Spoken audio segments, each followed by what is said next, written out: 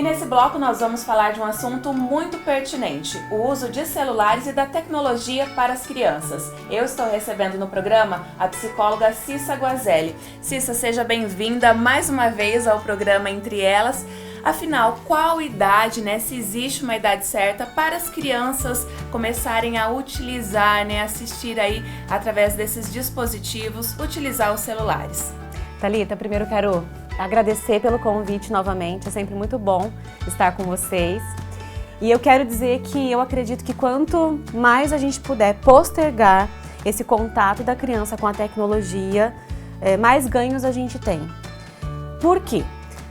Eu diria que a criança, diante do aparelho tecnológico, seja tablet, celular, televisão, ela acaba se tornando passivo-aceitante. Por quê? Os conteúdos vêm prontos, ela não precisa criar em relação a isso.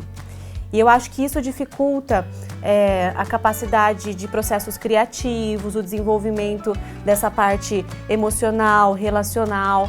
Porque antigamente as crianças iam pra rua, brincavam, eu acho que várias brincadeiras, Isso, na nossa geração a gente criava brincadeiras, a gente fazia jogos simbólicos com brinquedos e hoje isso não existe mais, a coisa vem pronta.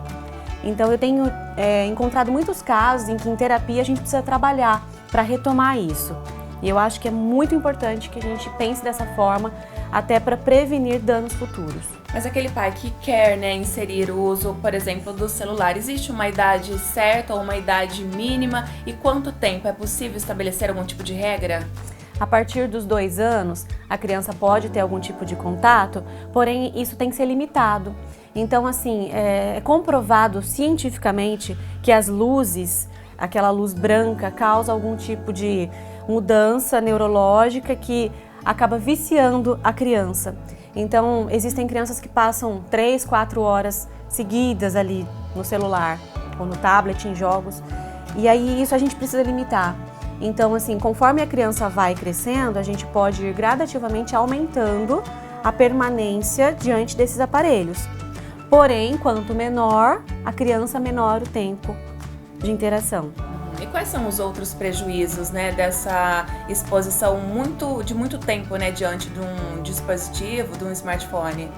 Eu acredito que além das questões fisiológicas, como por exemplo problemas visuais, que eu acho que isso está bem alta também, as pessoas estão percebendo, existem comprovações científicas de que isso gera danos a longo prazo, alterações de sono, porque a criança fica muito agitada. E pensando na parte psicológica, eu acredito que seja o dano de socialização, essa relação, porque é muito mais fácil interagir com o eletrônico, A frustração é quase nula. E aí, quando a gente coloca essa criança para se relacionar, ela vai encontrar dificuldades para lidar com o outro.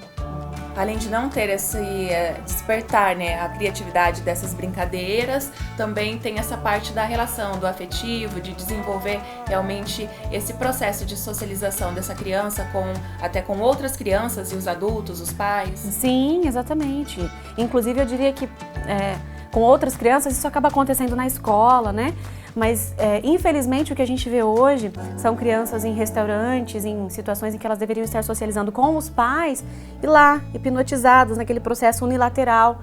E aí acaba deixando de existir essa relação com o adulto. E como que o pai pode direcionar isso ou trabalhar isso com a criança? Eu diria que é muito difícil para o adulto entrar no mundo da criança. Porque parece fácil a gente entrar numa fantasia, num mundo que não pertence mais a nós, no princípio de prazer, já que a gente vive sob o princípio de realidade. Mas é necessário, então a gente tem que guardar os problemas numa caixinha lá dentro da gente, fechar e entrar no mundo deles. A gente tem que se propor a isso. E como que é para você trabalhar diretamente com as crianças, com os pais e lidar com todos esses tipos de dúvidas e de questionamentos da família em si? Olha, para mim é maravilhoso. Talvez ainda depois da maternidade, que eu tenho tentado inserir também algumas coisas assim na minha rotina, eu diria que é algo que exige uma percepção do todo, que exige estudo, mas é uma coisa deliciosa. Tá certo, Cissa. Muito obrigada pelos esclarecimentos e fica até uma próxima entrevista. Obrigada. E a seguir, jovem de Cruzeiro do Oeste se torna pesquisador de uma escola de medicina nos Estados Unidos.